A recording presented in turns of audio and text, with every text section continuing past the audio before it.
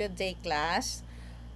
Ang ine-party kay Adler. So, I know nga na discuss na inisang classmate nyo and it was a good discussion. Okay? Thank you for that. Alright. Now, let's go for the striving for success or superiority. Ang idea nga striving for success kag superiority gina-classify sa duwa. Striving for personal superiority kag striving for success. Ang ini nga mga tao nga nag-focus sa personal gain lang gid, wala sila gapaminsar sang success or well-being sang iban. Ini ang gamotivate sila ang exaggerated feelings of inferiority tungod may inferiority complex sila. Okay, may gusto sila i-prove. Okay, so for example si John gusto gid na maging valedictorian pero nag-cheat siya. So while cheating, gina-down niya pang iba niya classmates para lang makuha ang top spot. So ini nagapakita nga ang iya goal is focus lang gid sa iya nga personal superiority kag wala sa social interest. Okay, so for striving for success, iniya ang healthier form sang striving. So nagahilin ini sa mga tao nga motivated by social interest. Ang ila goal hindi lang para sa personal success kundi para sa success sang tanan nga tawo. So like example, abi no, gipamangkot ka na nag-teacher ka, na nag-nurse ka, nga nag-doctor ka, di ba? So damo class in a way nga you can contribute to the community. So kung gusto mo sa ano pa ang magiging work mo sa ulihi. Okay? So for example si Ana B, no, going back to striving for success, gina-pursue niya gid ang pagka-engineer. Pero ang iya ultimate goal, take note of this, ay ang pagtukod abi sa mga projects, sa mga centers para sa community development sa ulihi. So ginapananaw niya ang kagalingon niya nga with this success ma-contribute siya sa community. Okay. So kamo nga mga psychology students, paano kamo makakontribute sa community? So you ask yourself that. Okay? So according kay Adler, miyara sa mga subjective perfections. Isa ang fictionalism kag physical inferiorities. Okay. So sa subjective perceptions, no, yes, sa subjective perceptions, siling ni Adler naga-shape ang aton kuno behavior. Okay, hindi reality mismo kundi ang interpretation naton sang reality, that is fictionalism. So we have these fictional goals, amo ang mga imagined goals naton nga naga-guide sa aton behavior. So for example, abi si Donna, no, si Donna ginapatihan gid siya nga siya ang maalam. Okay, siyang pinakamaalam kay gusto niya nga respetuhon gid siya sang tanan. So ang ini nga belief biskan subjective, no, naga-motivate ini gihapon kay Ana nga magtuon kag mag-excel because that is the fictional ano niya goal. Okay, subjective siya. Okay, so physical inferiorities naman, ang tanan nga tao nagaumpisa nga weak. Okay, kag ini nga pagka-imperfect ang ga-drive sa pagiging better. So for example, si Carlo Abe isa ka bulag pero gusto niya maging pianist. So nagapaningkamot gid siya nga ma-overcome ang iyang kondisyon bilang isa ka bulag.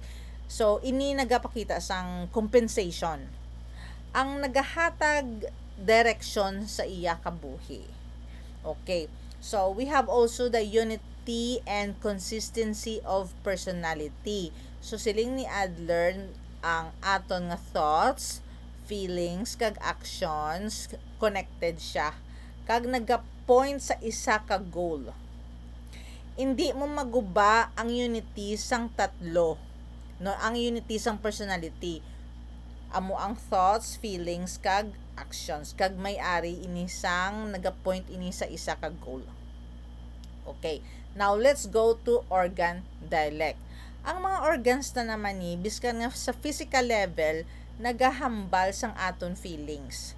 So, for example, ang bata no nagawat siya sa bed kung hindi niya gusto sundon ang iya parents. So, ang bladder niya amo ang nagasend sa message nga gusto ko nga maintindihan nyo ako. Okay? So, wet siya sa bed. Okay. So, you read more about this, ha? Okay, kamo na ni bahala. Now, for the conscious and unconscious. So, sa conscious, na discuss na naman ni sang kay Sigmund Freud pa lang. So, klaron ta lang, no? Liwat. Ang conscious, klaro, kag naintindihan naton kung paano makabulig sa pag-strive for success. Sa ka-Adler niya. Sa unconscious naman, hindi kita aware, pero may hidden motivations nga nag-guide sa aton towards a single goal.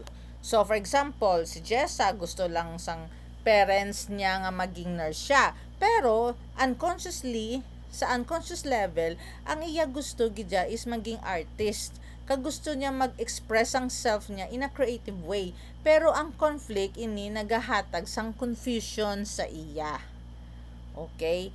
Now, for the social interest naman, siling ni Adler, ang social interest amo ang pinaka-measure sang worth sa isa ka tawo. Ang tao nga may social interest value kag nagahatag sang empathy kag naga-function as part sang humanity.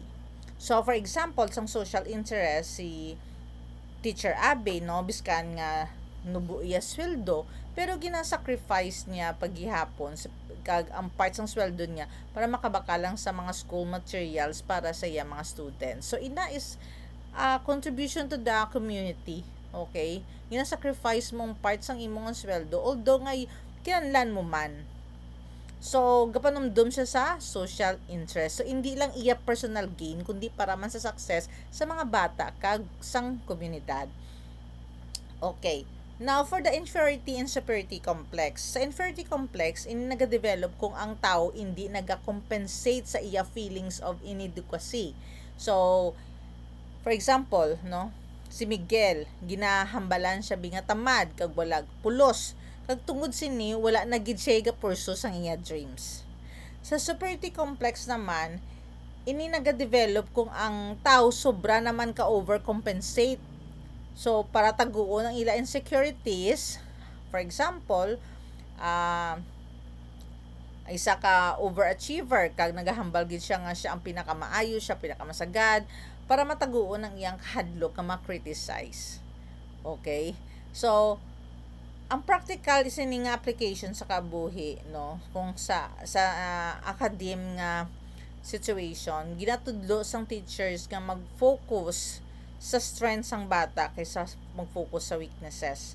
So, ini makabulig sa pag-avoid sang inferiority complex. Ang paruto bala kay Miguel nga okay lang kung ginambalan siya tamad, ginambalan siya nga wala ka pulo. So, albeit, dam na lang ko na 'di ba?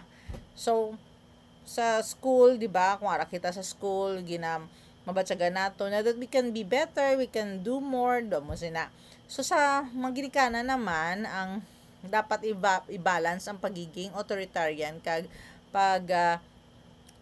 detach para ma-develop ang social interest sang bata. Kaya kung tamaan ang sa ka-attach, ang social interest ng sang bata, wala na bala. Okay? So, kung spoiled na siya, kung permi na lang me, ako na lang, ako.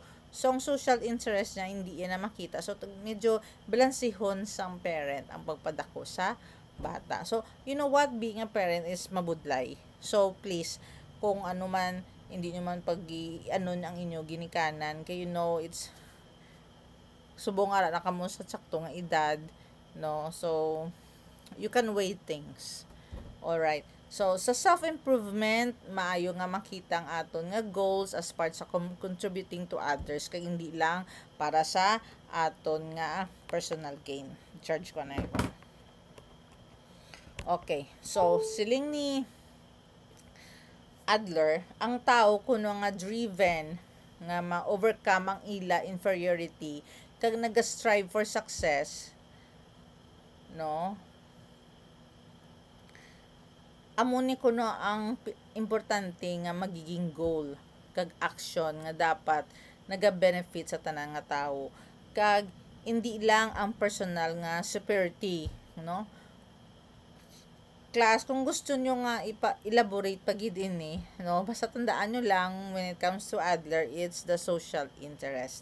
So there is a lot pa actually about Adler nga maunat tapagid bala ang iyan gid namin sang social, sang superiority complex, sang inferiority complex, maunat pagid bala into deeper ang understanding pagid sang topic. Okay, so for now, amo na anay kay Adler, then we'll proceed to other naman nga mga theory, no, sa personality.